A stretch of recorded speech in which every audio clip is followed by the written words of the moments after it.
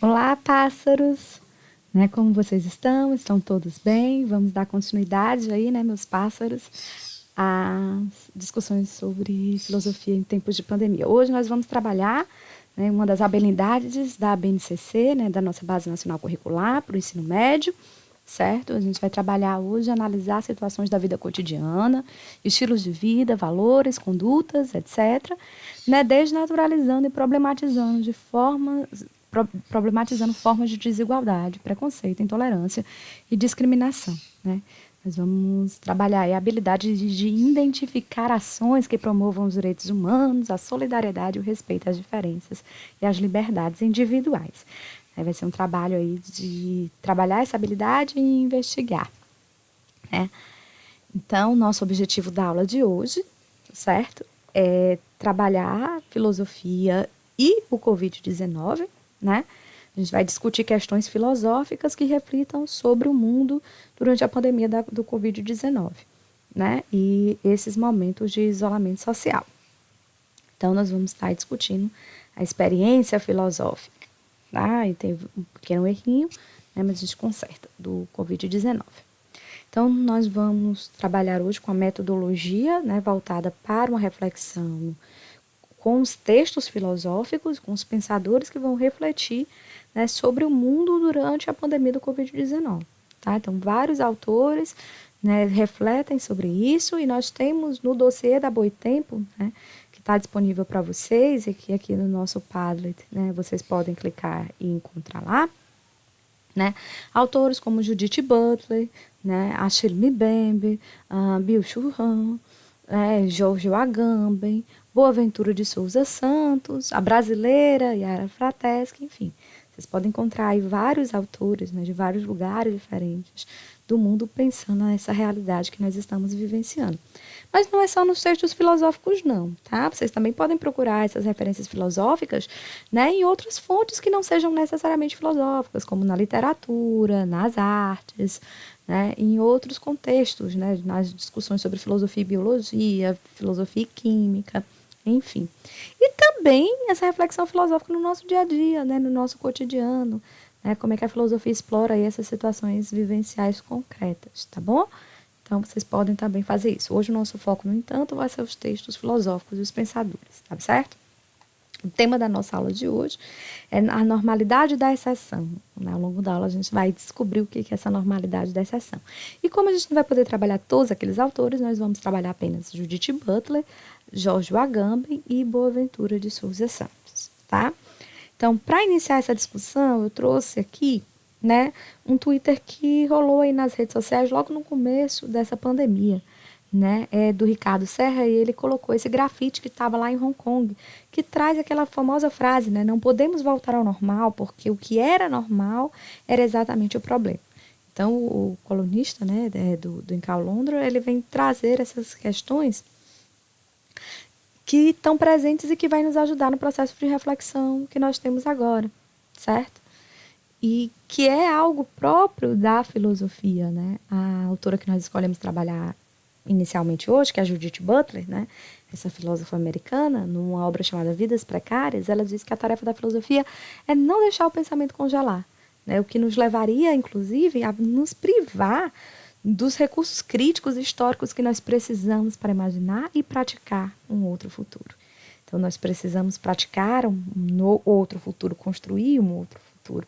Então, a gente precisa aí não deixar o pensamento congelar, tá bom, pássaros? A gente precisa usar esses recursos críticos, E para iniciar isso no texto que nós vamos trazer hoje, dessa filósofa norte-americana, estadunidense, de Cleveland, que nasceu em Cleveland, ela faz uma questão muito importante no texto que está dentro desse dossiê. Ela diz: quais são as consequências dessa pandemia no que diz respeito à reflexão sobre igualdade, interdependência global e nossas obrigações uns com os outros?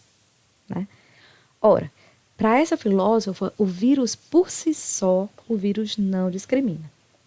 Somos nós que certamente fazemos essa discriminação, mas o vírus ele não faz isso por ele mesmo. né? Numa citação do texto dela, ela diz o seguinte: o vírus não discrimina. Poderíamos dizer que ele nos trata com igualdade, nos colocando igualmente diante do risco de adoecer, perder alguém próximo e de viver em um mundo marcado por uma ameaça iminente. Então, o vírus ele não nos discriminaria. Por conta da forma pela qual ele se move e ele ataca, o vírus demonstra que a comunidade humana é igualmente precária, né? Então, todos nós aí temos uma precariedade diante desse vírus. E ela continua dizendo, né, ela diz, o fracasso por parte de certos estados ou regiões em se prepararem adequadamente de antemão, né, ele talvez vá surgir, né, do fortalecimento de políticas nacionais, o fechamento de fronteiras, atitudes muitas vezes acompanhadas de xenofobia panificada. Nós vimos essa questão de muitas pessoas chamando de o vírus chinês, né? E a chegada também de empreendedores ávidos para capitalizar em cima do sofrimento global, né? Tudo isso, né, esse fracasso por parte de certos estados, né, o fortalecimento das políticas nacionais, o fechamento de fronteiras, né, essa chegada dos empreendedores, tudo isso atesta a velocidade com a qual a desigualdade radical, né, o que inclui nacionalismo, supremacia branca, violência contra as mulheres e contra as populações queer e trans, e a exploração capitalista, encontram formas de reproduzir e fortalecer seus poderes no interior das zonas de pandemia. Então, é um trecho longo, mas ele vai estar trazendo justamente essa discussão, né? Para ela, essas formas de reproduzir a vida social, elas vão se fortalecer, né? E vão fortalecer os seus poderes, né, no interior das zonas de pandemia. Então, o fracasso por parte de certos estados ou regiões, certo? O fortalecimento de políticas nacionais, o fechamento de fronteiras, a chegada de empreendedores ávidos para capitalizar em cima do sofrimento global, tá? A exploração, essas formas de exploração, elas vão se encontrar aí, formas de reproduzir e fortalecer seus poderes. Tá? Então, essa é a reflexão, é uma das reflexões que a Judith Butler vai trazer. Se a gente pensar bem, a gente vai ter que encontrar outras questões também. Então, sugiro que a gente vá lá e veja o texto dela. Outro filósofo que eu gostaria também de trazer é o Giorgio Agamben, né? Ele nos diz, esse filósofo italiano, que o medo é um mau conselheiro, mas ele deixa à mostra muitas coisas que nós fingimos não ver. Para ele, o problema, né, e aí eu acho interessante isso, o problema não é dar uma opinião sobre a gravidade da doença, mas se perguntar sobre as consequências éticas e políticas da epidemia. A gente precisa pensar o que a gente pode aprender com isso. Inclusive, ele é bem crítico, né? Ele diz que só a quem já não tem esperança foi dada alguma esperança. Então, ele é um dos filósofos que vai ser mais discutidos e debatidos por causa da sua postura crítica ante a forma como os governos estão lidando, em alguns momentos, inclusive se apropriando da crise, né, para implantar determinadas políticas. E aí ele vai falar sobre o medo dessas relações, o medo, inclusive, como a gente está vendo o outro, né, trabalhando as nossas relações sociais um com o outro, né, que a gente está trabalhando. Tem um outro texto dele que ele vai falar sobre o contato, contágio, né, a gente parece que está com medo do contato, que tipo de sociedade virá a partir disso. Então, a gente tem que se perguntar sobre essas consequências éticas e políticas, por exemplo, das nossas noções de contato, né, quando ele vai trabalhar aí um texto que está, né, que é trazido também pela Boitempo, nesse dossiê que a gente está apresentando hoje, né, no Reflexiones sur la Peste, ele vai dizer, quando a emergência, a peste for declarada terminada, se isso alguma vez acontecer, não penso que, pelo menos para aqueles que mantiveram o mínimo de lucidez, né, meus pássaros, seja possível voltar a viver como antes. Então, queridos pássaros, né, volta aí a questão da normalidade, né? Será possível voltar a viver como antes? Esse é um questionamento, né, do que seria essa normalidade, aí a reflexão que o Agamben nos traz. Então, para finalizar esses três autores, né, nós trouxemos a americana, a filósofa americana, o filósofo italiano, e agora a gente vai trazer um filósofo de língua portuguesa, né, Boaventura de Souza Santos, né, num texto que eu já deixei para vocês, como leitura que antecedia, lá na plataforma que nós estamos utilizando, tá bom? Então, o texto é o coronavírus, tudo que é sólido desmancha no ar. E aí, nesse texto, ele inicia com um debate muito importante. Ele diz: existe um debate nas ciências sociais sobre se a verdade e a qualidade das instituições de uma dada sociedade se conhecem melhor em situações de normalidade, de funcionamento corrente, ou se a gente conhece melhor essas instituições em situações excepcionais de crise, né? Ele nos lembra que talvez os dois tipos de situação sejam igualmente indutores de conhecimento, mas certamente nos permite conhecer ou revelar coisas diferentes. É por isso que essa pergunta dele é tão importante, né? Que potenciais conhecimentos decorrem da pandemia do coronavírus, certo, meus pássaros? Quais são esses conhecimentos que a gente vai tirar, né, dessa pandemia que nós estamos vivenciando? E aí, para falar sobre isso, eu falo sobre o conceito que dá nome à nossa aula de hoje, né, a normalidade da exceção. Veja que estamos discutindo Boaventura dos Santos, de Souza Santos, logo depois disso discutimos a Agamben. A Agamben, italiano, é conhecido pela teoria e pelas discussões acerca do estado de exceção, né? Só que agora a gente vai trazer aqui um outro conceito e com esse filósofo de língua portuguesa, né, o Boaventura de Souza Santos. Ele diz o seguinte: a atual pandemia não é uma situação de crise claramente contraposta a uma situação de normalidade, né? Está lá no texto que nós pedimos que vocês lessem com antecedência, né? Quando a crise ela é passageira, ela deve ser explicada pelos fatores que a provocam. Mas quando a crise se torna permanente, a crise transforma-se na causa que explica tudo o resto. Então, aqui a gente tem a ideia de crise passageira e nós temos a ideia de crise permanente. Olha só, né? Aquilo que era para ser exceção começa a se tornar a norma, a regra, o comum, né? Ele vem trazer essa questão de que talvez não sejam tão opostos assim essas duas ideias. Ele diz mais, ele diz que a pandemia vem apenas agravar uma situação de crise. É. Em muitos países, ele dá o exemplo de que os serviços públicos de saúde estavam há 10 ou 20 anos mais bem preparados, né, para enfrentar a pandemia do que estão hoje. Então, ele vai se perguntar o que foi que aconteceu, né? O que está acontecendo com as políticas públicas, o que está acontecendo com as formas de nós estarmos discutindo e gerando o nosso viver em conjunto. E aí ele tem um questionamento fundamental para hoje. Teremos perdido a imaginação preventiva? Né? Será que nós perdemos a capacidade política para pôr em prática essa imaginação preventiva? Né? Para pôr essa imaginação preventiva em prática? Esse é o questionamento que ele nos traz. Né?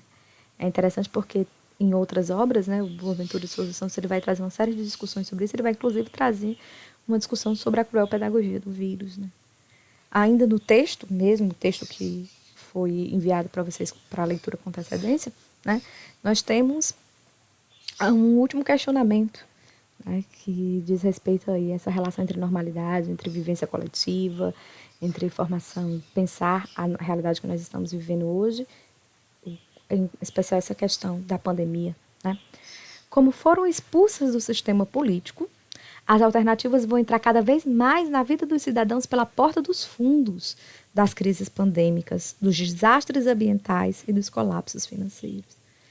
E aí eu quero que vocês tentem identificar lá no texto do que ele está falando, né?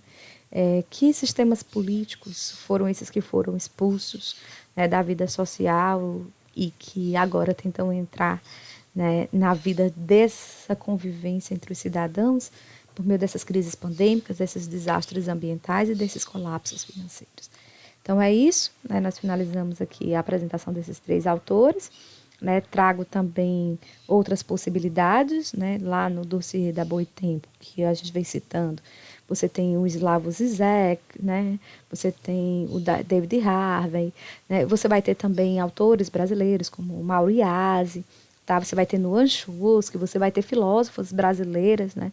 Como a Yara Frateschi. Enfim, você tem aí uma infinidade de autores do Brasil e do mundo discutindo e trazendo reflexões filosóficas sobre a vivência do presente e reflexões interdisciplinares sobre a vivência do presente. Tá? Então, vocês vão poder escolher alguns desses textos, eu já deixei o texto lá, então a gente vai refletir sobre isso, tá? Essa é a nossa missão aí da filosofia, tá? Refletir sobre essa questão da normalidade. Vocês podem escolher, né, para fazer agora a nossa atividade, que do jeito que nós estamos apresentando aqui no Padlet, vocês vão fazer uma atividade também no Padlet. Então, vocês vão poder escolher qualquer um daqueles textos, né, que está lá no blog da Boitempo, no site da Boitempo, que está com o link aqui também, né, por meio do nosso Instagram.